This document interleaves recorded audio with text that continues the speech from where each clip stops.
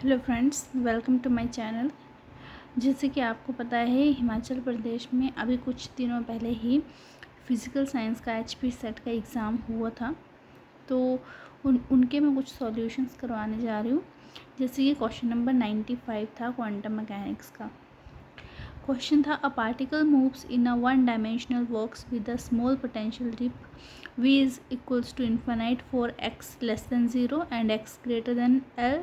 V is equal to minus v for 0 to half L x की limit and v is equal to 0 for half L to L. Treat the potential dip as a perturbation to a regular rigid box. ठीक है, regular rigid box मतलब ये कैसी condition कुछ जानी पहचानी लग रही है। ठीक है, हम इसे देखते हैं बाद में। तो full stop, the first order energy of the ground state ये पूछी गई है। ठीक है, तो अब आप अपनी लिमिट्स देखो कि क्या कहा है कि पोटेंशियल इनफाइनाइट कहाँ है, 0 से कम और L से ज़्यादा पर। ठीक है, तो हम क्या बनाएंगे, it is like a infinite potential well की तरह दिया गया आपका। ठीक है, कि 0 से लेस में भी इनफाइनाइट होगा और ग्रेटर देन L पे भी इनफाइनाइट होगा। अंदर जो है वो इक्वल्स टू 0 होता है, आपको पता है इनफाइनाइट पोटेंशियल वेल में। लेकिन यहाँ पर 0 के साथ माइनस बी भी है। माइनस बी कहाँ से, 0 टू हाफ L तक, और हाफ L से L फिर से क्या है आपका v is equal to 0। Means ये जो फैक्टर है ना, दिस शोज़ पर्टर्वेशन, ये पर्टर्वेशन को डिनोट कर रही है। तो इसीलिए हम अब निकालने को क्या बोले, तो first order energy of the ground state. जैसे कि अब मैंने बना लिया ये पोटेंशियल वेल। मैंने कहा कि 0 टू हाफ L तक क्या है आपका जो v की वैल्यू है वो 0 नहीं है। v की वैल्यू आपकी कैसी है, minus B.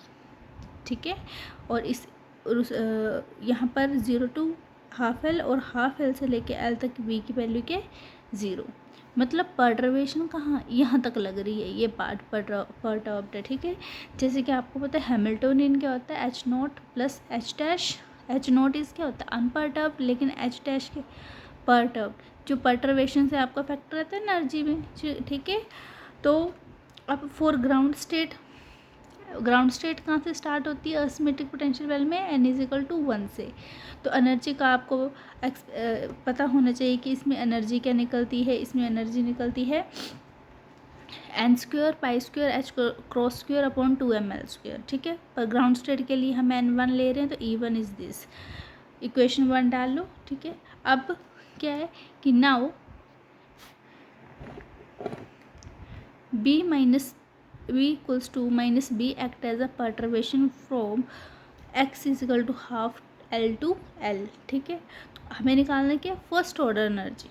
The first order energy कैसे निकलते हैं, मैंने पीछे भी एक टॉपिक करवाया था अपनी वीडियो में। अगर आपने मेरी वीडियो देखी हो तो हम इसे क्या बोलेंगे, हम इसे बोलेंगे first order energy to the, first order energy to the ground state. और ग्राउंड स्टेट किसको डिनोट करती है, 1 को। तो वो क्या होती है, expectation value of the perturbed Hamiltonian to the unperturbed eigen states. और आइगन स्टेट्स कहाँ को लेनी है, इन्होंने क्या बोला है, ग्राउंड स्टेट के लिए। तो इसको हम एज ए इंटीग्रेशन लिखेंगे। H डैश के डिनोट करा पर्टर्वेशन, जो कि हमें क्या दी गई है, माइनस बी।